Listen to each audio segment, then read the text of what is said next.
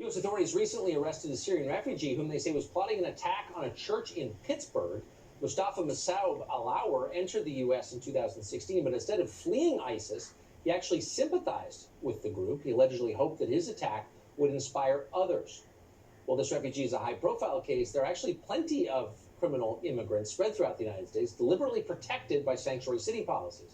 The Trump White House just released a list of serial murderers who committed only their crimes after being released from local jails because of sanctuary policies.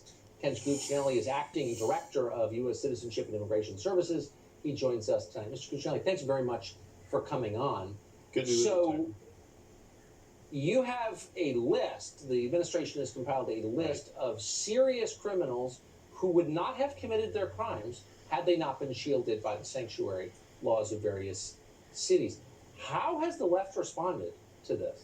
Oh, well, they're very quiet about that. And, you know, it's interesting that many of them say, oh, we want you to deport criminal aliens. Well, we'd love to deport criminal aliens, except you're harboring them.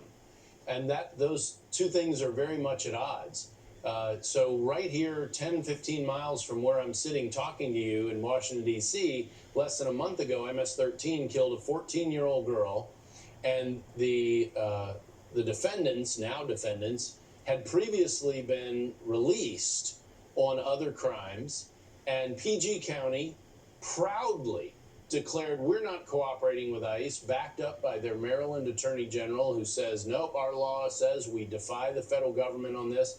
And there's a dead 14-year-old girl, not 10, 15 miles from where I'm sitting. That girl's family, illegal or not, she deserves to live, of course, they should be suing PG County and Maryland for aiding and abetting that murder. It's happened this week in Seattle, Washington, and maybe even worse. Man rapes a woman in a wheelchair. They put him in prison for 9 months. He's released, and within 3 days, he goes back to her house and does it again. Illegal alien who Seattle, King County, refused to report to ICE. And literally, not only did they know this person was a rapist, he had just gotten out of prison, he went back and re-victimized the same person. She should sue King County for her injuries and for the harm. And of course, any sexual assault victim will tell you that harm doesn't go away. That's not like getting punched in the nose. And these kinds of horrendous criminals are not being turned over to be deported from this country and to make communities safe in America because of defiant sanctuary city and sanctuary state supporting people typically on the left. It might be worth talking to the Attorney General. I mean, it seems the Justice Department could be taking some kind of criminal action against King County, PG County, Montgomery County, any county that abets violent crime against American citizens with their sanctuary policies would be liable, right?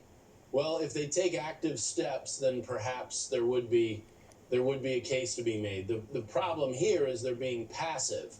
But that doesn't mean they don't have an obligation to the citizens of their communities who are then harmed. They're actually in the best position to take this battle to the courts, better than the federal government, believe it or not. Yes. Well, I hope they're listening tonight, because I do too. People deserve to be punished for that. Mr. Cuccinelli, thank you very much for joining us tonight. Good to be with you.